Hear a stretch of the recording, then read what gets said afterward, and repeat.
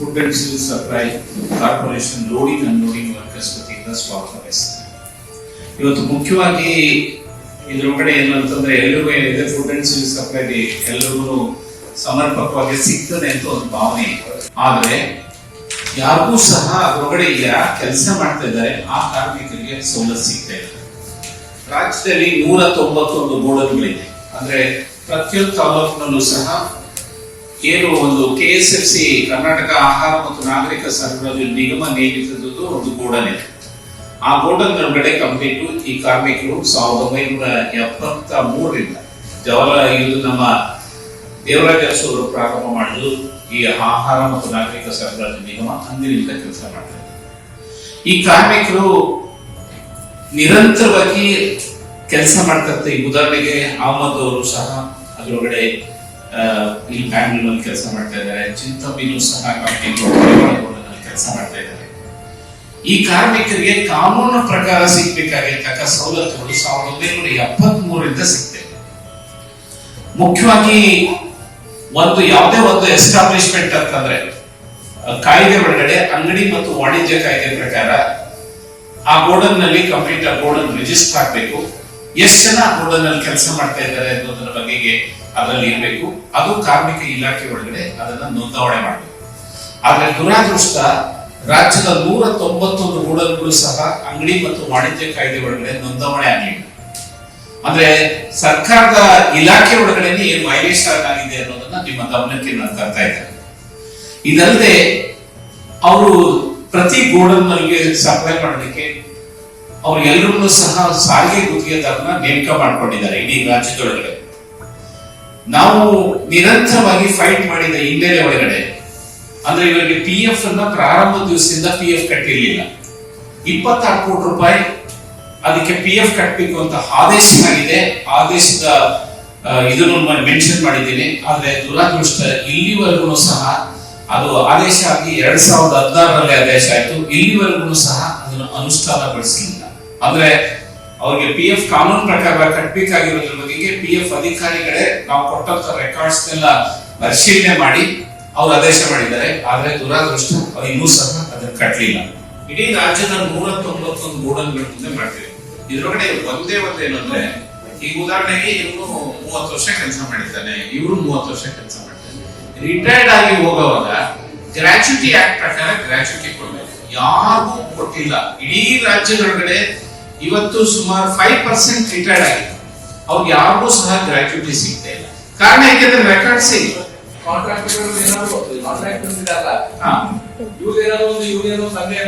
Sir ಅವರು ನನಗನ್ಸುತ್ತೆ ಸಂಘ ಮಾಡ್ಕೊಂಡಿದ್ದಾರೋ ಇಲ್ಲೋ ಗೊತ್ತಿಲ್ಲ. ಜಿಲ್ಲಾ ಮಟ್ಟದಲ್ಲಿ ದೇ ಆರ್ ವೆರಿ ಇನ್ಫ್ಲೂಯೆನ್ಸ್. ಈ ಮೋಸ್ಟ್ ಆಫ್ ದಿ ರಾಜಕಾರಣಿಗಳು ಏನಂತಂದ್ರೆ ಇವ್ರೇನಾಗಿದೆ ಆ ಕಾಂಟ್ರಾಕ್ಟರ್ಸ್ ಎಲ್ಲರೂ ಸಹ ವೆರಿ ಇನ್ಫ್ಲೂಯೆನ್ಷಿಯಲ್ ಪೀಪಲ್. ಸಾರಿಗೆ ಗುತ್ತಿಗೆದಾರ ಏನಿದ್ದಾರೆ ಅವರೆಲ್ಲ ದುಡ್ಡು ಅಂತರು ಮತ್ತೆ ರೌಡಿ ಸಮೂಹ ಸಹ ನಡೆಸ್ತಾರೆ. ಉದಾಹರಣೆಗೆ ನಾಳೆ ಏನನ್ನ ಅಕಸ್ಮಾತ್ ಮಾಡ್ತಾರೆ ಅಂತಂದ್ರೆ ಅವ್ರು ಓಡಿಸ್ತಾರೆ. ಸೊ ಅವರು ಆತರ ಜನ ಒಂದು ಬಿಜಾಪುರ ಗುಲ್ಬರ್ಗ ಇನ್ನೂ ಸಹ feudal system is very strong. So ಆದ್ರಿಂದ ಇವ್ರಿಗೆ ಇನ್ಸೆಕ್ಯೂರಿಟಿನಲ್ಲೇ ಕೆಲಸ ಮಾಡ್ತಾ ಇದ್ದಾರೆ. Very unfortunate. ಸೊ ಅದರಿಂದ ನಮ್ಮ ಏನ್ ಡಿಮಾಂಡ್ಸ್ ಈಗ ಹಾಕೊಂಡಿದೀವಿ that is a very genuine demands. So ಅದರಿಂದ ಒಂದೇ ಗೊತ್ತಾ ಈ ಡಿಮಾಂಡ್ಸ್ ಇಟ್ಟಿದ್ದೀವಿ. ಇದ್ರೊಳಗಡೆ ಇನ್ನೊಂದು ನಿಮ್ಗೆ ಯಾರಿಗೂ ಸಹ ಅವನು ಗೋಡನ್ ನಲ್ಲಿ ಕೆಲಸ ಮಾಡ್ತಕ್ಕವನ್ಗೆ ಐಡೆಂಟಿಫಿಕೇಶನ್ ಕಾರ್ಡ್ ಇಲ್ಲ. There is no identification card in the entire 191 godowns ನಲ್ಲಿ. ಸೊ ಮೈನಸ್ ಐಡೆಂಟಿಫಿಕೇಶನ್ ಕಾರ್ಡ್ ನಲ್ಲಿ ಅವ್ರು ಕೆಲಸ ಮಾಡ್ತಾ ಇದ್ದಾರೆ. ಅದೇ ರೀತಿಯಲ್ಲಿ ಗೋಡನ್ ನಲ್ಲಿ shops and commercial establishment 191 godown register ಮಾಡಬೇಕು. ಇದು ಬೇಸಿಕ್ ಕಾಮನ್ ಸೆನ್ಸ್. ಇದನ್ನ ಮಾಡಲಿಲ್ಲ. ಯಾಕಿದು ಅಂತಂದ್ರೆ ನಾವು ಸರ್ಕಾರ ನಾವೇನ್ ಬೇಕಾ ನಾವು ಮಾಡಿದ್ದೀವಿ. ಎಲ್ಲೂ ಮಾಡಿಲ್ಲ. ನಾನ್ ಬೇಕಾದ್ರೆ ನೀವು ಚೆಕ್ ಮಾಡ್ಬಿಡಿ. ಅವ್ರನ್ನೇ ಯಾರನ್ನ ಕೇಳ್ಬಿಟ್ಟಿವಿ. ಯಾರೂ ಮಾಡಿಲ್ಲ. ಈ ಇಷ್ಟು ಜನ ಸಾರಿಗೆ ಗುತ್ತಿಗೆದಾರರು ರಾಜ್ಯದಲ್ಲಿ ಗುತ್ತಿಗೆ ಕಾರ್ಮಿಕ ಕಾಯ್ದೆಯ ಪ್ರಕಾರ ನೋಂದಣಿ ಮಾಡಬೇಕು. ಯಾವ ಕಾಂಟ್ರಾಕ್ಟ್ ನೋಂದಣಿ ಮಾಡಿಲ್ಲ.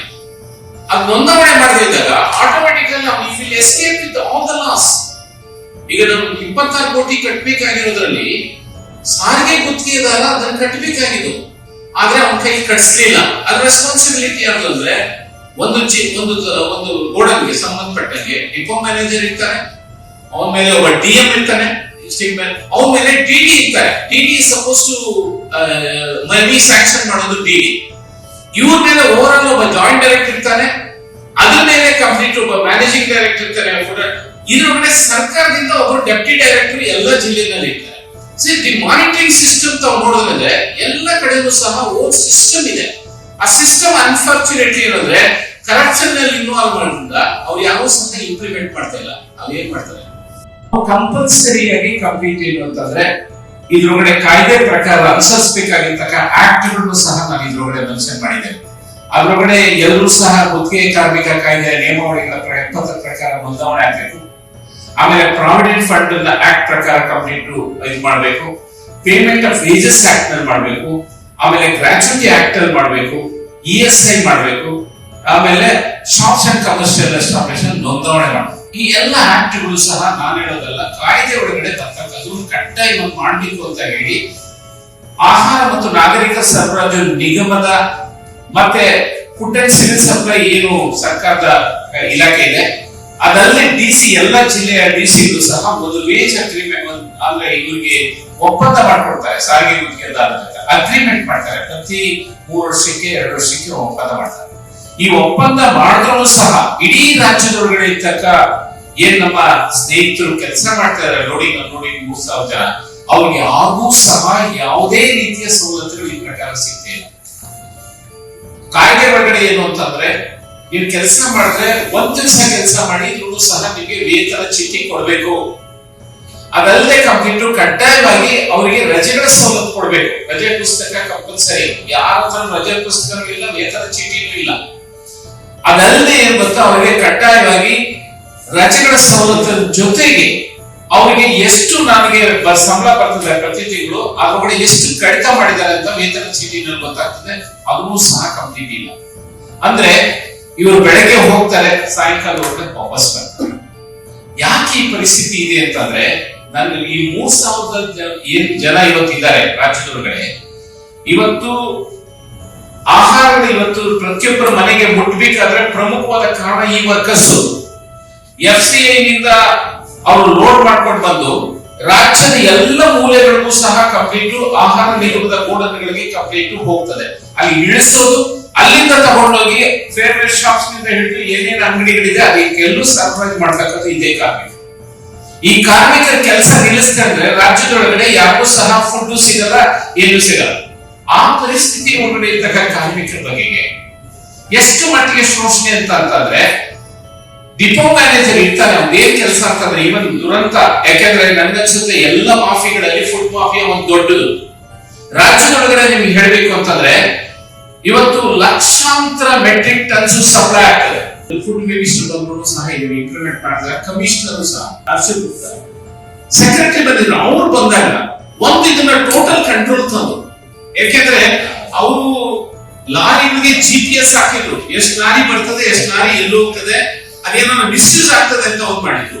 ಅದಲ್ಲದೆ ಈ ಕಾರ್ಮಿಕರಿಗೆ ಗೋಡನೆ ಬಂದಾಗ ಅವ್ರು ಕಂಪ್ಲೀಟ್ ಪಂಚ್ ಮಾಡಿ ಒಳಗಡೆ ಬರುತ್ತೋ ಸಿಸ್ಟಮ್ ಅನ್ನ ಕಂಪ್ಲೀಟ್ ಇಂಟ್ರೊಡ್ಯೂಸ್ ಮಾಡಿ ಈ ಸಾರಿಗೆ ಗುತ್ತಿಗೆದಾರರು ಮತ್ತೆ ಎಲ್ಲರೂ ಸೇರಿ ಯಾರ್ಯಾರು ಲೂಟಿಂಗ್ ಅವ್ರನ್ನ ಇಮಿಡಿಯೇಟ್ ಆಗಿ ಟ್ರಾನ್ಸ್ಫರ್ ಮಾಡಿಸ್ಬೇಕು.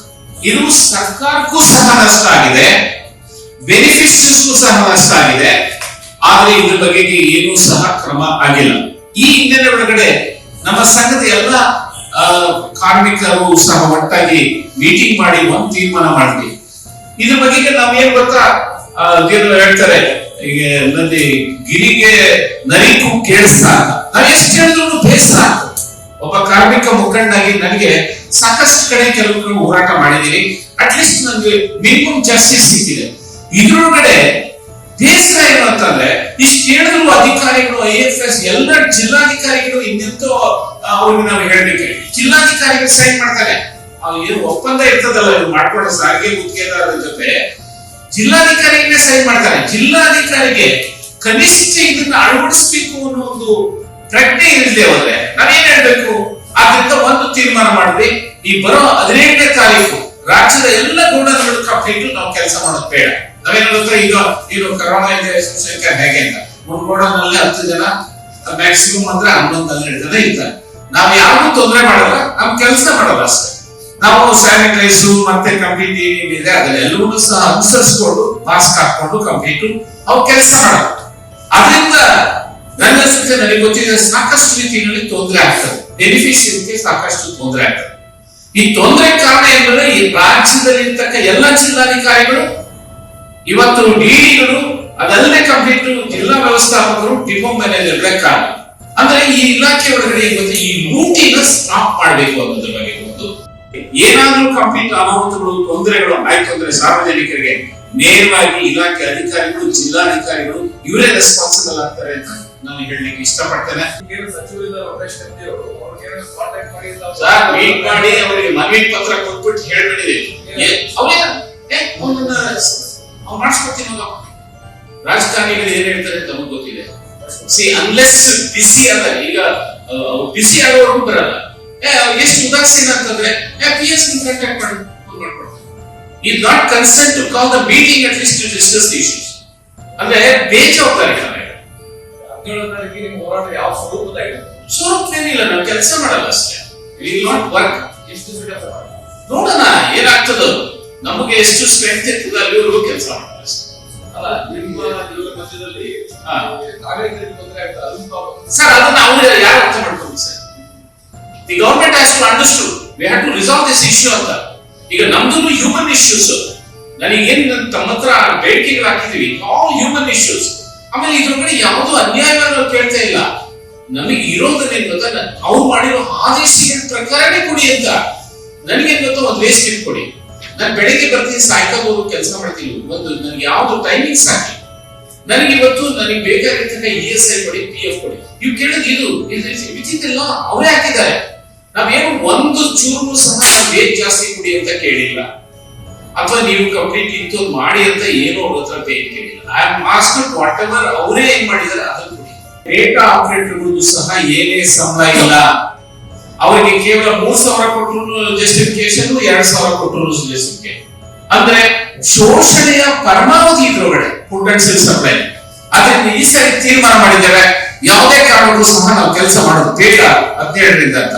ಇದ್ರ ಬಗ್ಗೆಗೆ ಈಗಿರ್ತಕ್ಕ ಏನು ಶ್ಯಾಮಲಾ ಇಕ್ಬಾಲ್ ಅವರು 7 ಮೀಟಿಂಗ್ ಮಾಡಿದ್ದಾರೆ. 7 ಮೀಟಿಂಗ್ ನಲ್ಲಿ ಹೇಳಿದ್ರು ಸಹ ಕಮಿಷನರ್ಗೆ ಯಾರು ಸಹ ಕಂಪ್ಲೀಟ್ ಕೇರ್ ಮಾಡ್ತಾ ಇಲ್ಲ. ನಿಮ್ಗೆ ಯಾಕೆ ಹೇಳ್ತೀನಿ ಅಂತಂದ್ರೆ, ಕಮಿಷನರ್ ಚೆನ್ನಾಗಿ ಗೊತ್ತಿದೆ ಪಾಪ, ಕರೆದು ಮೀಟಿಂಗ್ ಮಾಡಿ ಎಲ್ಲ ಮಾಡಿದ್ದಾರೆ, ಪ್ರೊಸೀಡಿಂಗ್ ಮಾಡಿದ್ದಾರೆ. ಆದ್ರೆ ಇದ್ರೊಳಗಡೆ ಇಂಪ್ಲಿಮೆಂಟ್ ಮಾಡ್ತಾ ಇಲ್ಲ. ಕಾರಣ ಯಾಕೆಂದ್ರೆ ಪ್ರತಿಯೊಬ್ಬರು ಲೂಟಿ ಮಾಡ್ತಾ ಇದ್ದಾರೆ, ಪ್ರತಿಯೊಬ್ಬ ಅಧಿಕಾರಿ ಲೂಟಿ ಮಾಡ್ತಾ ಇದ್ದಾರೆ. ಈ ಮಾಫಿಯಾ ಒಳಗಡೆ ಲೂಟಿ ಮಾಡೋದ್ರಿಂದ ನಾವು ಇವತ್ತು ಸನ್ಮಾನ್ಯ ಏನು ಬಸವರಾಜ ಬೊಮ್ಮಾಯಿ ಅವ್ರಿಗೆ ಗೊತ್ತಾಗ್ಬೇಕು ಏನ್ ಅನ್ಯಾಯ ಆಗ್ತಾ ಇದೆ ಅಂತ. ನಾವೇನು ಅನ್ಯಾಯವಾಗಿ ಏನು ಕೇಳ್ತಾ ಇಲ್ಲ. ನಾನಿವತ್ತು ನನ್ನ ಕೂಲಿ ಎಷ್ಟು ಬರ್ತದೆ, ನಾನಿವತ್ತು ಒಳಗಡೆ ಬಂದಿದ್ದೀನಲ್ಲ, ನನ್ನ ಅಟೆಂಡೆನ್ಸ್ ಹಾಕಿ PF ಎಷ್ಟು ಕಟ್ಟಿದ್ದೀರಾ, ESI ಎಷ್ಟು ಕಟ್ಟಿದ್ದೀರಾ, ಇದನ್ನ ಮಾಡ್ಬೇಕು. ಮಾಫಿಯಾ 50% ಅಲ್ಲಿ ಬರ್ತದೆ, 50% ಹೋಗ್ತದೆ.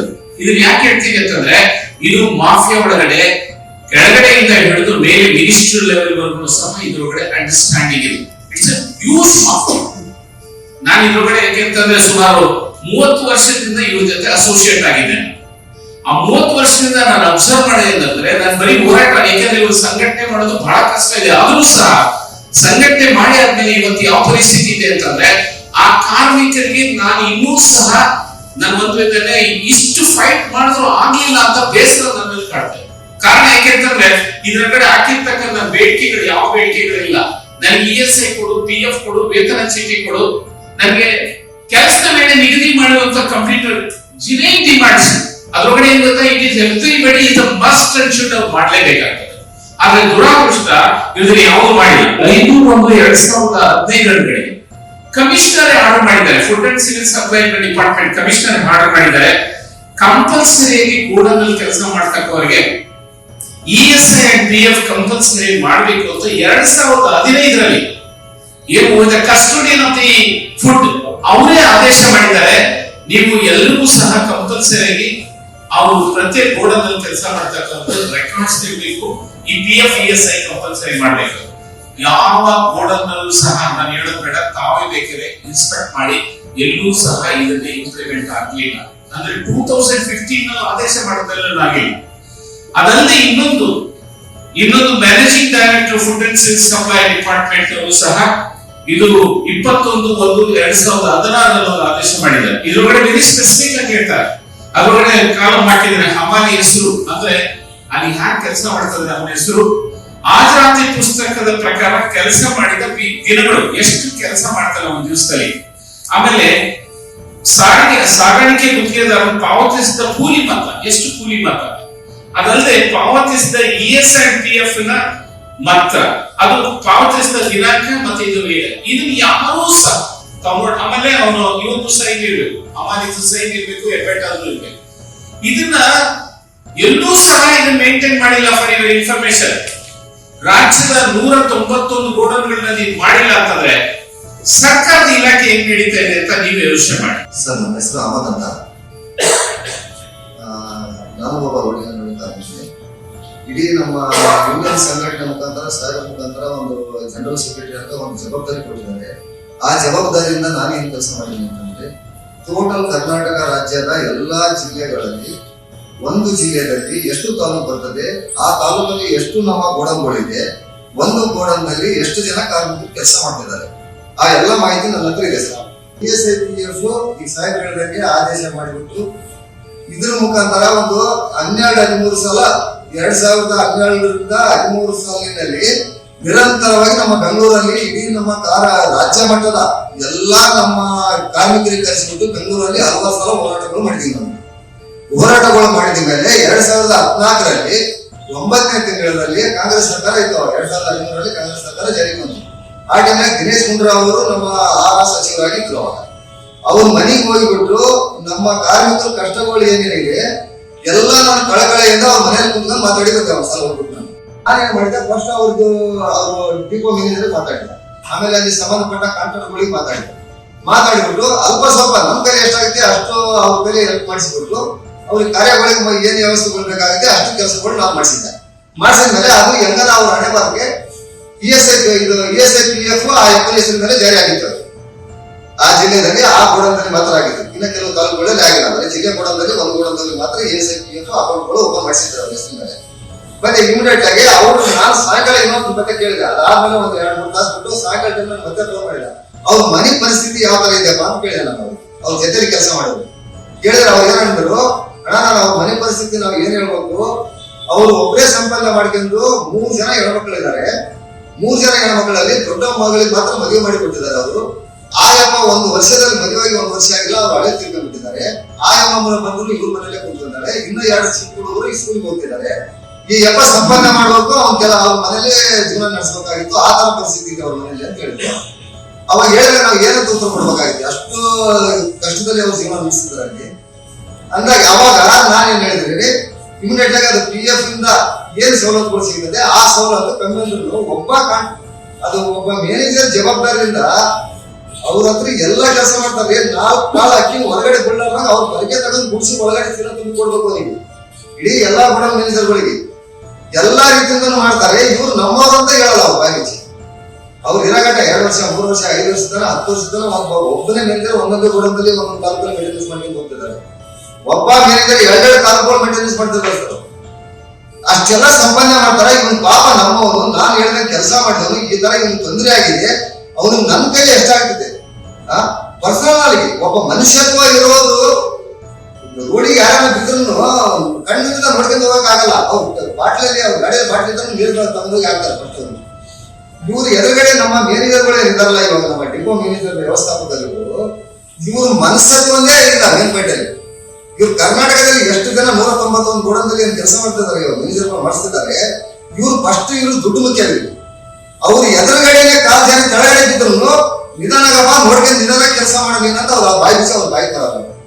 ಅಷ್ಟು ಕಲ್ಲಿನ ಮನಸ್ಸಿದ್ದವ್ರು ಇದ್ದಾರೆ. ಇವಾಗ ಎಲ್ಲಾ ಅಧಿಕಾರಿಗಳಿಗೆ ಕಾರ್ಮಿಕರಿಗೆ ಈ ತರ ಫೆಸಿಲಿಟಿ ಕೊಡ್ರಿ, ಈ ತರ ಕಮಿಷನರ್ ಕೊರೋನಾ ಮೂಮೆಂಟ್ ಅಲ್ಲಿ ಕೆಲಸ ಮಾಡಿದ್ದಾರೆ. ಅವರು ಒಂದು ಸ್ಯಾನಿಟೈಸರ್ ಅನ್ನ ವ್ಯವಸ್ಥೆ ಮಾಡಿಸಿಕೊಡಿ, ಒಂದು ಮಾಸ್ಕ್ ಕೊಡ್ರಿ, ಅವ್ರಿಗೆ ಶೌಚಾಲಯ ವ್ಯವಸ್ಥೆ ಮಾಡಿಸಿಕೊಡ್ರಿ, ಕುಡಿಯೋ ನೀರಿನ ವ್ಯವಸ್ಥೆ ಮಾಡಿಸಿಕೊಡ್ರಿ ಅಂತ ಸರ್ಕಾರದಿಂದ ಆದೇಶ ಮಾಡಿಸಿದ್ರು ಒಬ್ಬ ಮ್ಯಾನೇಜರ್ ಆಗಲಿ ಅವ್ರ ಲೆಟರ್ ಒಂದು ಚೂರು ಕಿಮ್ಮತ್ ಕೊಟ್ಟಿಲ್ಲ ಸರ್.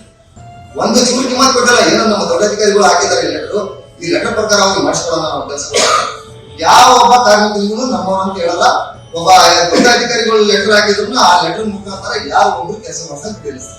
ಮೇಲ್ಪೇಟೆಯಲ್ಲಿ ಇವತ್ತಿನ ದಿನ ಬಿಜಾಪುರದಲ್ಲಿ ಸರ್ ESIPF ಇಲ್ಲ, ಬಸವನ ಬಾಗೇವಾಡಿಯಲ್ಲಿ ಒಬ್ರು ಕೆಲಸ ಮಾಡ್ತಾರೆ, ಆ ಎಫ್ನಿಗೆ PF ಇಲ್ಲ. ಇಮಿಡಿಯೇಟ್ಲಿ ಅವ್ರು ಹೃದಯ ಆಘಾತದಿಂದಾಗಿ ಅವ್ನು ತೀರ್ಕೊಂಡ್ಬಿಟ್ಟ. ಅವ್ರಿಗೆ ಕೇಳಿದ್ರೆ ಮೇನೇಜರ್ ನಾನು ಫೋನ್ ಮಾಡಿ ಕೇಳಿದ್ರೆ ಸರ್ 2015 ಆದೇಶ ಇದೆಯಲ್ಲ ಸರ್, ESIPF ಯಾಕಾಗಿಲ್ಲ ಅವರಿಗೆ?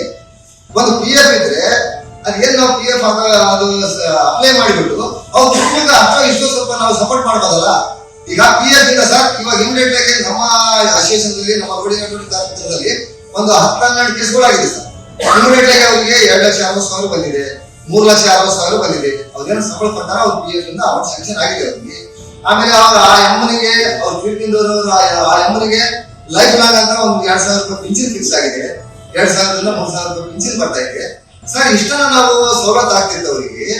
ನೀವು ಯಾಕೆ ಸರ್ ಇವ್ರಿಗೆ PF ಮಾಡಿಸಿಲ್ಲ ಅಂತ ಮ್ಯಾನೇಜರ್ ಕೇಳಿದ್ರೆ ಸರ್ ರೆಡಿ ಇದೆ ಸರ್, ನಾನು ನಾಳೆ ಕೊಡ್ತೀನಿ ಅಂತ 3 ತಿಂಗಳ ಸರ್. ಆಮೇಲೆ ನಮಗ್ ಗೊತ್ತಾಗಿದೆ ಅದು ಆ ಬಿಜಾಪುರ ಜಿಲ್ಲೆಯಲ್ಲಿ ಯಾವ ಒಬ್ಬ ಕೆಲಸ ಮಾಡೋ ಕಾರ್ಮಿಕನ ಹೆಸರು ಮೇಲೆ ಒಂದು ESI ಇಲ್ಲ, PF ಇಲ್ಲ ಸರ್. ಎಲ್ಲ ಅವ್ರ ರಿಲೇಷನ್ ಹೆಸರುಗಳಲ್ಲೇ ಕಟ್ಟಿದ್ದಾರೆ ಕಾಂಟ್ರಾಕ್ಟರ್ ಗುತ್ತಿಗೆದಾರ. ಈ ಕಾಂಟ್ರಾಕ್ಟರ್ ಗುತ್ತಿಗೆದಾರ ಇಷ್ಟೆಲ್ಲ ಕಟ್ಟಬೇಕಾದ್ರೆ ಇದರಲ್ಲಿ ಕಾಂಟ್ರಾಕ್ಟರ್ ಓಪನ್ ಮಾಡಕ್ ಆಗಲ್ಲ ಸರ್.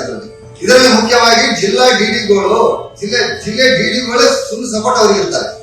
ಯಾಕಂದ್ರೆ ಡಿಡಿ ಮುಖಾಂತರ ಇವ್ರು ಹೊಟ್ಟೆ ತುಂಬುತ್ತದೆ, ಕಾಂಟ್ರಾಕ್ಟರ್ ಮುಖಾಂತರ ಇವ್ರಿಗೆ ಅನುಕೂಲ, ಡಿಡಿಗಳ ಮುಖಾಂತರ ಕಾಂಟ್ರಾಕ್ಟರ್ಗೆ ಅನುಕೂಲ. ಕಾರ್ಮಿಕರು ಎಲ್ಲಾನ ಹಾಳಾಗೋಗಿ ಅಲ್ಲಿ ಬೆಂಗಳೂರಲ್ಲಿ ಕುಂತು ಯಾರೋ ಒಬ್ಬರು ಹೇಳ್ತಾರೆ, ಅವ್ರ ಮಾತು ಇವ್ರು ಯಾಕೆ ಮಾಡ್ತಾರೆ? ಇವ್ರಿಗೊಂದು ಇನ್ನೊಂದು ವಿಷಯ ಏನಂತಂದ್ರೆ ಸರ್, ಇವರಿಗೆ ನಮ್ಮ ಕಾರ್ಮಿಕರಿಗೆ ಇನ್ನೂವರೆಗಾದ್ರೂ ಭಯದಲ್ಲೇ ಒಂದು ಜೀವನ ಮಾಡ್ಸಕ್ ಹಚ್ಚಿದ್ದಾರೆ ಇವರು. ಲೋಕಲ್ದಲ್ಲಿ ಸರ್ ಕೆಲವು ಜನ ಕಾಂಟ್ರಾಕ್ಟರ್ಗಳು ಏನಿದ್ದಾರೆ, ಲೋಕಲ್ದಲ್ಲಿ ಬಹಳ ದೊಡ್ಡ ಶ್ರೀಮಂತರು ಇದ್ದಾರೆ. ಈ ಲಾರಿ ಟ್ರಾನ್ಸ್ಪೋರ್ಟ್ ಬಹಳ ದೊಡ್ಡ ಶ್ರೀಮಂತರು ಇದ್ದಾರೆ ಸರ್. ಈ ತರ ಒಂದು ಘಟನೆದಲ್ಲಿ ಈ ತರ ಆಗಿದೆ ಸರ್, ಇಂಥದ್ದು ಯಾರಾದ್ರೂ ನಮ್ಗೆ ಮಾಡಿಸಿಕೊಡಿ ಅಂತ ನಮ್ಮ ತಾಲೂಕು ಮಟ್ಟದಲ್ಲಿ ಯಾರಾದ್ರೂ ಕೇಳಕ್ ಹೋದ್ರೆ ಈ ಕಾನೂನುಗಳ ಬಗ್ಗೆ ಮಾತಾಡಕ್ ಬರ್ತದೆ. ನಾಳೆಯಿಂದ ನಿನ್ ಕೆಲಸಕ್ಕೆ ಬರ್ಬೇಡ, ಒಳಗಡೆ ನಿನ್ ಕೆಲಸಕ್ಕೆ ಬರ್ಬೇಡ ಅಂತ ಅವ್ರ ಮೇಲೆ ದೌರ್ಜನ್ಯಗಳು ಸರ್. ಇವೆಲ್ಲ ನಮ್ಮ ಸ್ವಾರ್ಥಕ್ಕೋಸ್ಕರ, ನಮ್ಮ ಒಬ್ಬರಿಗೋಸ್ಕರ ನಾವು 4 ಜನಕ್ಕೋಸ್ಕರ ಕೆಲಸ ಮಾಡ್ತಾ ಇದ್ದೀವಿ. ಇಡೀ ಕರ್ನಾಟಕದಲ್ಲಿ ನಿಮ್ಮ ಇಲಾಖೆಯಲ್ಲಿ, ಸರ್ಕಾರದ ಇಲಾಖೆಯಲ್ಲಿ ಎಷ್ಟು ಜನ ಕೆಲಸ ಮಾಡ್ತಿದ್ದಾರೆ ಕಾರ್ಮಿಕರು? ಬೇಕಾದ್ರೆ ನಾನು ಎಲ್ಲರಿಗೂ ನೀವು ಒಂದು ಡೇಟ್ ಕೊಡಿ, ಎಲ್ಲಾ ಕಾರ್ಮಿಕರಿಗೆ ನಾನು ಕರೆಸ್ತೀನಿ, ಒಂದು ಸಮಾವೇಶ ಏರ್ಪಾಡು ಮಾಡಿಸ್ತೀನಿ. ಆ ಸಮಾವೇಶ ಉದ್ಘಾಟನೆ ಮಾಡಿಬಿಟ್ಟು ಆ ಕಾರ್ಮಿಕರ ಸಮಸ್ಯೆಗಳು ನಿಮ್ಮ ಬಾಯಿಂದ ನೀವೇ ಕೇಳ್ತೀವಿ ಸರ್. ಯಾವ ಜಿಲ್ಲೆದವರು, ಯಾವ ತಾಲೂಕದವರು ಅಂತ ನೀವು ಅವ್ರ ಸಮಸ್ಯೆಗಳು ನೀವು ಕೇಳ್ಕೊಬೋದು ಅಂತ ಹೇಳ್ತೀವಿ. ಹೇಳಿದ್ಮೇಲೆ ಒಂದು ಡೇಟ್ ಫಿಕ್ಸ್ ಮಾಡಿ ಕೊಟ್ಟರು ನಮ್ಗೆ. ಇದೇ NGO ಆವರಣದಲ್ಲಿ ನಾವು ಮೀಟಿಂಗ್ ಫಿಕ್ಸ್ ಮಾಡಿದ್ವಿ. ಅವರೇ ಉದ್ಘಾಟನೆಗೆ ಅವರೇ ಬಂದ್ಬಿಟ್ಟು ಎಲ್ಲಾ ಕಾರ್ಮಿಕರಿಗೂ ನಿಂದಿಸ್ಬಿಟ್ಟು ಯಾವ ಜಿಲ್ಲೆದವರು, ಯಾವ ತಾಲೂಕದವರು, ಎಷ್ಟು ವರ್ಷದಿಂದ ಕೆಲಸ ಮಾಡ್ತಾ ಇದ್ರು ನೀವು ಅವ್ರ ಬಾಯಿಂದ ಅವ್ರನ್ನೂ ಕೇಳ್ತೀನಿ ಸರ್. ಅವ್ರವ್ರ ಕಷ್ಟಗಳು ಅವ್ರ ಜಿಲ್ಲೆ ಕಾರ್ಮಿಕರ ಮುಖಾಂತರ ಕೇಳ್ಕೊಂಡ್ಮೇಲೆ ಅವಾಗ ಅವ್ರೇನ್ ಹೇಳಿದ್ರು, ನೀವು ಹಲವಾರು ಸಮಸ್ಯೆಗಳು ಇದೆ, ಇನ್ನೂವರೆಗಾದ್ರೂ ನೀವು ಇಷ್ಟು ವರ್ಷದಿಂದ ನಮ್ಮ ಸರ್ಕಾರದ ಇಲಾಖೆಯಲ್ಲಿ ಕೆಲಸ ಮಾಡ್ತಾ ಇದ್ರಿ, ಸರ್ಕಾರ ಗೋಡನ್ಗಳಲ್ಲಿ ನೀವು ಕೆಲಸ ಮಾಡ್ತಾ ಇದ್ರಿ, ನಿಮಗೆ ಇನ್ನೂವರೆಗಾದ್ರೂ ಯಾವ ಸವಲತ್ತುಗಳು ₹1 ಸವಲತ್ತುಗಳು ಸಿಕ್ಕಿಲ್ಲ. ನಿಮ್ಗೆ 35-40 ವರ್ಷದಿಂದ ನಮ್ಮ ಇಲಾಖೆಗೋಸ್ಕರ ನೀವು ಕೆಲಸ ಮಾಡಿದ್ರಿ. ನೀವು ಎಲ್ಲಾ ಬೇಡಿಕೆಗಳು ಈಡೇರಿಸಕ್ ಒಂದೇ ಸಲ ನನ್ನ ಕೈಲಿ ಆಗಲ್ಲ. 2 ನಿಮ್ಮ ಮುಖ್ಯ ಕಾರ್ಮಿಕರಿಗೆ ಏನ್ ಬೇಕಾಗಿದೆ, ಫಸ್ಟ್ ಭವಿಷ್ಯ ನಿಧಿ ESI ಬೇಕು, ಆಮೇಲೆ ಭವಿಷ್ಯ ನಿಧಿ PF ಬೇಕು. ಆ ಕೆಲಸ 15 ದಿನದ ಒಳಗಡೆ ನಾನು ಇಮಿಡಿಯೇಟ್ ಆಗಿ ಜಾರಿ ತಗೊಂಡ್ ಬರ್ತೀನಿ ಅಂತ ಅವರು ಒಪ್ಪಿದ್ರು. 2014 ಲಾಸ್ಟ್ ಬಂದಿದ್ದಾರೆ. ಇಮಿಡಿಯೇಟ್ ಆಗಿ ಒಪ್ಪಿದ ಮೇಲೆ ವಿಧಾನಸೌಧದಲ್ಲಿ ನಮ್ಮ ಅಸೋಸಿಯೇಷನ್ ಮುಖಾಂತರ, ಕೆಲವು ಜಿಲ್ಲೆಯ ಲೀಡರ್ಗಳ ಮುಖಾಂತರ, ನಮ್ಮ ಕಾರ್ಮಿಕರ ಮುಖಂಡರುಗಳಿಗೆ ಕರೆಸಿಬಿಟ್ಟು ಇಮಿಡಿಯೇಟ್ ಆಗಿ 2015ರಲ್ಲಿ ಆದೇಶ ಜಾರಿ ಮಾಡಿದ್ದಾರೆ. ಈ ESIPF ಕಂಪಲ್ಸರಿ ಆ ಕಾರ್ಮಿಕರಿಗೆ ಕಟ್ಟಾಗಂಟ ಯಾವ ಟ್ರಾನ್ಸ್ಪೋರ್ಟ್ಗಳಿಗೂ ನೀವು ಟ್ರಾನ್ಸ್ಪೋರ್ಟ್ ಬಿಲ್ಗಳು ಮಾಡಬಾರ್ದು ಅಂತ ಕಡ್ಡಾಯವಾಗಿ ರೂಲ್ಸ್ ಮಾಡಿದ್ವಿ. ಆ ರೂಲ್ಸ್ ಮಾಡಿದ್ರು ಒಂದು 10%, 100ರಲ್ಲಿ 10% ಜನ ಕಾರ್ಮಿಕರಿಗೆ ಮಾತ್ರ ಅನುಕೂಲ ಆಗಿದೆ ಸರ್. 10% ಕಾರ್ಮಿಕರಿಗೆ ಮಾತ್ರ ಅನುಕೂಲ ಆಗಿದೆ. 90% ಕಾರ್ಮಿಕರಿಗೆ ಇನ್ನೂವರೆಗಾದ್ರೂ 6ನೇ ವರ್ಷ ಮುಗಿದ್ರು ಸರ್. ಇನ್ನೂವರೆಗಾದ್ರೂ ಅದು 6ನೇ ವರ್ಷ ಮುಗಿದೋದ್ರೂ ಆ ಕೆಲಸಗಳು ಜಾರಿಗೆ ಬಂದಿಲ್ಲ. ಈ ಕೆಲವು ಕಡೆ ಸರ್ ಅದು ಒಂದು PF ಯಾರಿಗೆ ಅನುಕೂಲ ಆಗಿದೆ, ಆದ್ರೆ ಮನುಷ್ಯನ ಮೇಲೆ ಹುಟ್ಟಿದ ಮೇಲೆ ಒಂದರ ನಾವು ಸಾಯಬೇಕು. ಕೆಲಸದ ಮೇಲೆ ಬಳ್ಳಾರಿ ಜಿಲ್ಲೆಯಲ್ಲಿ ತಿಪ್ಪೇಸ್ವಾಮಿ ಅಂತ ಒಬ್ಬರು ಕೆಲಸ ಮಾಡ್ತಾ ಇದ್ರು. ಅವ್ರು ಕೆಲಸ ಮಾಡ್ತಾ ಇದ್ರು 4 ಗಂಟೆ ಸುಮಾರ ಲಾರಿಯಿಂದ ಮೂಟೆ ಎಳೆದು ಕೊಡುವಾಗ ಆ ಮನುಷ್ಯನಿಗೆ ಒಂದೇ ಸಲ 4 ಗಂಟೆ ಸುಮಾರು ಫುಲ್ ಸುಸ್ತಾಗ್ಬಿಟ್ಟು ಸ್ವಲ್ಪ ಹೊತ್ತು ಕುಂದೋದಾನೆ, ನೀರು ಕುಡಿದಾನೆ, ಸ್ವಲ್ಪ ನಾನು ಲ್ಯಾಟ್ರಿನ್ ಹೋಗಿ ಬರ್ತಾನೆ ಅಂತ ಹೊರಗಡೆ ಹೋಗಿದ್ದಾನೆ. ಆ ಹೋದವನು ಅಲ್ಲೇ ಒಳಗಡೆನೆ ಹಾರ್ಟ್ ಅಟ್ಯಾಕ್ ಬಂದು ಅಲ್ಲೇ ತಿರುಗಿ ಸತ್ತೋಗ್ಬಿಟ್ಟ. ಒಂದು ತಾಲೂಕಲ್ಲಿ ಒಂದು ಗೋಡನ್ ವಿಸಿಟ್ ಕೊಡ್ರಿ ಸರ್.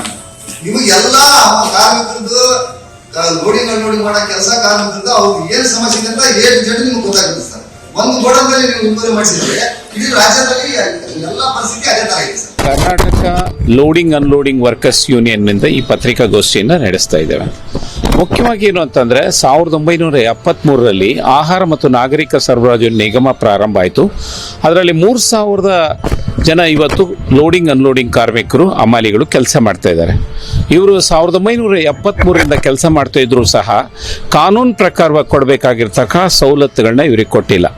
ಅವ್ರಿಗೆ ESI ಆಗಲಿ, PF ಆಗಲಿ, ಗ್ರ್ಯಾಚ್ಯುಟಿ ಆಗಲಿ, ವೇತನ ಚೀಟಿ ಆಗಲಿ, ಇವು ಯಾವೂ ಸಹ ಕಾಯ್ದೆ ಪ್ರಕಾರ ನೀಡಬೇಕಾಗಿರ್ತಕ್ಕ ಸವಲತ್ತುಗಳನ್ನ ಕೊಡದೇ ಇರೋದ್ರ ಬಗೆಗೆ ಅವ್ರು ಸಂಘಟನೆ ಮಾಡಿಕೊಂಡು ಕಳೆದ ನಾವು 30 ವರ್ಷದಿಂದ ನಿರಂತರವಾಗಿ ಹೋರಾಟ ಮಾಡ್ಕೊಂಡು ಬಂದಂಥ ಪ್ರತಿಫಲದಿಂದ ಇವತ್ತು ಭವಿಷ್ಯ ನಿಧಿ ಅಧಿಕಾರಿಗಳು ಈಗಾಗಲೇ ಒಂದು ಆದೇಶ ಮಾಡಿದ್ದಾರೆ. ಏನು ಅಂತಂದ್ರೆ ರಾಜ್ಯದೊಳಗಡೆ ಏನು ಲೋಡಿಂಗ್ ಅನ್ಲೋಡಿಂಗ್ ಕಾರ್ಮಿಕರು ಕೆಲಸ ಮಾಡ್ತಾ ಇದ್ರು ಅವ್ರಿಗೆ 26 ಕೋಟಿ ರೂಪಾಯಿ ಹಣ ಕಟ್ಟೋದ್ರ ಬಗೆಗೆ ಅವ್ರಿಗೆ ಆದೇಶ ಮಾಡಿದ್ದಾರೆ.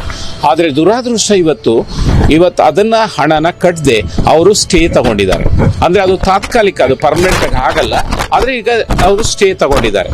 ಈ ನಮ್ಮ ಈಗ ಬರುವ 17ನೇ ತಾರೀಕು ನಡೆಸ್ತಕ್ಕ ಮುಷ್ಕರದ ಉದ್ದೇಶ ಏನು ಅಂತಂದ್ರೆ ಇವತ್ತು ಇಲಾಖೆ ಅಧಿಕಾರಿಗಳೇ ಕಂಪ್ಲೀಟ್ ಒಂದು ಆದೇಶ, ಕಮಿಷನರ್ ಆದೇಶ ಮಾಡಿದ್ದಾರೆ 2015ರಲ್ಲಿ ರಾಜ್ಯದಲ್ಲಿರ್ತಕ್ಕ ಎಲ್ಲ ಲೋಡಿಂಗ್ ಅನ್ಲೋಡಿಂಗ್ ಕಾರ್ಮಿಕರಿಗೆ ಕಡ್ಡಾಯವಾಗಿ ESI, PF, ಗ್ರ್ಯಾಚ್ಯುಟಿ ಕಾಯ್ದೆ ಪ್ರಕಾರ ಏನ್ ಕೊಡಬೇಕಾಗಿದೆ ಅದನ್ನ ಮಾಡಬೇಕು ಅಂತ ಈಗಾಗಲೇ ತಿಳಿಸಿದ್ದಾರೆ. ಆದ್ರೆ ದುರಾದೃಷ್ಟ ಏನು ಅಂತಂದ್ರೆ 2015ರಿಂದನೂ ಸಹ ESI and PF ಅನ್ನ ರಾಜ್ಯದ ಸುಮಾರು 90% ಗೋಡನ್ಗಳಲ್ಲಿ ಆ ಕಾರ್ಮಿಕರ ಖಾತೆಗಳಿಗೆ ಜಮಾ ಮಾಡಿಲ್ಲ. ಅದಲ್ಲದೆ ಆ ಕಾರ್ಮಿಕರು ಇವತ್ತೇನು ಅಂದ್ರೆ ಅವ್ರಿಗೆ ಒಂದು ಭವಿಷ್ಯ ನಿಧಿ ಇಲ್ಲ, ESI ಇಲ್ಲ, ವೇತನ ಚೀಟಿ ಇಲ್ಲ, ಮತ್ತೆ ಅವ್ರಿಗೆ ಹೆಚ್ಚುವರಿ ಕೆಲಸಕ್ಕೆ ಹೆಚ್ಚುವರಿ ವೇತನ ಇಲ್ಲ, ಟೈಮಿಂಗ್ಸ್ ಇಲ್ಲ. ಇವತ್ತು ಯಾವ ಟೈಮ್ನಲ್ಲಿ ಕರೀತಾನೆ, ಸಂಡೇನು ಬಾ ಕೆಲಸ ಮಾಡು ಅಂತ ಹೇಳ್ತಾನೆ. ಅಂದ್ರೆ ಒಂದು ಸರ್ಕಾರದಲ್ಲಿ ನಾನು ಒಟ್ಟಾರೆ ಹೇಳಬೇಕಾದ್ರೆ ಜೀತ ಪದ್ಧತಿ ಹೋಗಿದೆ ಅಂತ ಹೇಳಿದ್ದಾರೆ. ಬಾಂಡೆಡ್ ಲೇಬರ್ ಸಿಸ್ಟಮ್ ಜೀತ ಪದ್ಧತಿ ಇನ್ನೂ ಸಹ ರಾಜ್ಯದೊಳಗಡೆ ಆಹಾರ ಮತ್ತು ನಾಗರಿಕ ಸರಬರಾಜು ನಿಗಮದಲ್ಲಿದೆ. ಇದು ದುರದೃಷ್ಟ. ರಾಜ್ಯದಲ್ಲಿ ಇರ್ತಕ್ಕ ಇವತ್ತು ಲಕ್ಷಾಂತರ ಕೋಟಿಗಟ್ಟಲೆ ಜನತೆಗೆ ಆಹಾರ ಸರಬರಾಜು ಮಾಡ್ತಕ್ಕ ಕಾರ್ಮಿಕರು ಇವರು ಹಗಲಿರುಳು ಕೆಲಸ ಮಾಡ್ತಾರೆ, ರಾತ್ರಿ ಬೆಳಗ್ಗೆ ಅನ್ನೋದಿಲ್ಲ. ಈ ಕಾರ್ಮಿಕರಿಗೆ ಅವ್ರಿಗೆ ನ್ಯಾಯಯುತವಾಗಿ ಸಿಗ್ಬೇಕಾಗಿರ್ತಕ್ಕ ಸವಲತ್ತುಗಳು ಸಿಗ್ತಾ ಇರ್ತಕ್ಕದ್ದು ಬಹಳ ದುರಾದೃಷ್ಟಕರ. ಆದ್ರಿಂದ ನಾವು ಬರುವ 17ನೇ ತಾರೀಕು ನಡೆಸ್ತಕ್ಕ ಮುಷ್ಕರ ಏನು ಅಂತಂದ್ರೆ ನಮಗೆ ವೇತನ ಚೀಟಿ ಕೊಡಬೇಕು, ಉದ್ಯೋಗ ಪತ್ರ ಕೊಡಬೇಕು, ಗ್ರ್ಯಾಚ್ಯುಟಿ ಕೊಡಬೇಕು, ವೇತನ ಸವಲತ್ತುಗಳು ಕೊಡಬೇಕು, ESI, PF ಕಡ್ಡಾಯವಾಗಿ ಕಂಪ್ಲೀಟ್ 2015ರಿಂದ ಕಟ್ಟಬೇಕಾಗಿರೋದನ್ನ ಕಟ್ಟಬೇಕು. ಈ ಎಲ್ಲ ಬೇಡಿಕೆಗಳನ್ನ ಒತ್ತಾಯಿಸಿ ಈಗಾಗಲೇ 1 ತಿಂಗಳ ಹಿಂದೆನೆ ಮುಷ್ಕರದ ನೋಟಿಸ್ ಅನ್ನ ಸನ್ಮಾನ್ಯ ಮಂತ್ರಿಗಳಿಗೆ, ಸಂಬಂಧಪಟ್ಟ ಎಲ್ಲಾ ಜಿಲ್ಲಾಧಿಕಾರಿಗಳಿಗೆ, ಸಂಬಂಧಪಟ್ಟ ಎಲ್ಲ DDಗಳಿಗೆ, ಇಲಾಖೆಯ DDಗಳಿಗೆ ಅಂದ್ರೆ ಆಹಾರ ಇಲಾಖೆಯ DDಗಳಿಗೆ, ಮತ್ತೆ ಈ ಆಹಾರ ಮತ್ತು ನಾಗರಿಕ ಸರಬರಾಜಿನ ಜಿಲ್ಲಾ ವ್ಯವಸ್ಥಾಪಕರುಗಳಿಗೆ, ಅದಲ್ಲದೆ ಇವತ್ತು ಕಂಪ್ಲೀಟ್ ಎಲ್ಲ ಡಿಪೋ ಮ್ಯಾನೇಜರ್ಗಳು ಸಹ ರಾಜ್ಯದಲ್ಲಿ ತಿಳಿಸಿದ್ದೇವೆ. ಆದ್ರೆ ಇದನ್ನೇನಾದ್ರೂ ಮಾಡದೆ ಹೋಯ್ತು ಅಂತಂದ್ರೆ 17ನೇ ತಾರೀಕು ಅಂದ್ರೆ ಬರುವ 17ನೇ ತಾರೀಕಿನಿಂದ ನಾವೇನ್ ಗೊತ್ತಾ, ಬೀದಿನಲ್ಲಿ ಬಂದು ಪ್ರತಿಭಟನೆ ಬ್ಯಾಂಗ್ಳೂರ್ನಲ್ಲಿ ನಡೆಸಲ್ಲ. ರಾಜ್ಯದ 191 ಗೋಡನ್ಗಳ ಮುಂದೆ 10-11 ಜನ ಇರ್ತಾರೆ. ಶಾಂತಿಯುತವಾಗಿ ಕೋವಿಡ್ ನಿಯಮಾವಳಿಗಳ ಪ್ರಕಾರ ಮಾಸ್ಕ್ ಹಾಕೊಂಡು ಸ್ಯಾನಿಟೈಸರ್ ಬಳಸ್ಕೊಂಡು ನಮ್ಮ ಪಾಡಿಗೆ ನಾವು ಕೆಲಸ ಮಾಡಲ್ಲ. ಆದ್ರೆ ಇದರಿಂದ ಲಕ್ಷಾಂತರ ಫಲಾನುಭವಿಗಳಿಗೆ ರಾಜ್ಯದಲ್ಲಿ ತೊಂದರೆ ಆಗ್ತದೆ. ಆ ತೊಂದರೆಗೆ ಕಾರಣ ನೇರವಾಗಿ ಸರ್ಕಾರ, ಅದರಲ್ಲೂ ಸಂಬಂಧಪಟ್ಟ ಇಲಾಖೆ ಅಧಿಕಾರಿಗಳು, ಜಿಲ್ಲಾಧಿಕಾರಿಗಳು, ಡಿಪೋ ಮ್ಯಾನೇಜರ್ಗಳು ಸಂಪೂರ್ಣ ಹೊಣೆ ಆಗ್ತಾರೆ. ಆದ್ರಿಂದ ಕಂಪ್ಲೀಟ್ ಅದ್ರ ಬಗ್ಗೆ ಮಾಡಬೇಕು. ಏನ್ ಈ ಕಾರ್ಮಿಕರು ಕೆಲಸ ಮಾಡ್ತಾ ಇದ್ದಾರೆ, ಗೋಡನ್ನಲ್ಲಿ ಕೆಲಸ ಮಾಡ್ತಾರೆ, ಆಹಾರ ಮತ್ತು ನಾಗರಿಕ ಒಂದು ವೇತನ ಅವ್ರಿಗೆ ಇದಿಲ್ಲ, ಐಡೆಂಟಿಫಿಕೇಶನ್ ಕಾರ್ಡ್ ಇಲ್ಲ. ತಾವು ಇಮ್ಯಾಜಿನ್ ಮಾಡ್ಕೊಳ್ಳಿ ಅವ್ರನ್ನ ಎಷ್ಟು ಮಟ್ಟಿಗೆ ಶೋಷಣೆ ಮಾಡ್ತಾ ಇದ್ದಾರೆ ಅಂತ. ಆದ್ದರಿಂದ ಬರುವ 17ನೇ ತಾರೀಕು ಇಡೀ ರಾಜ್ಯದೊಳಗಡೆ ಈ ಬೃಹತ್ ಹೋರಾಟ ನಡೀತದೆ. ಆ ಹೋರಾಟಕ್ಕೆ ಕಂಪ್ಲೀಟ್ ಸರ್ಕಾರ ಸ್ಪಂದಿಸಬೇಕು. ಕೂಡಲೇ ಸನ್ಮಾನ್ಯ ಬಸವರಾಜ ಬೊಮ್ಮಾಯಿ ಅವರು ಸಂಬಂಧಪಟ್ಟ ಸಚಿವರನ್ನ ಕರೆದು ನಮ್ಮ ಬೇಡಿಕೆಗಳನ್ನ ಈಡೇರಿಸಬೇಕು. ಈಡೇರಿಸದೆ ಹೋದ್ರಿಂದ ಇದರಿಂದ ಯಾವುದೇ ತೊಂದರೆ ಸಹ ಅದಕ್ಕೆ ಸರ್ಕಾರನೇ ಹೊಣೆ ಆಗ್ತದೆ.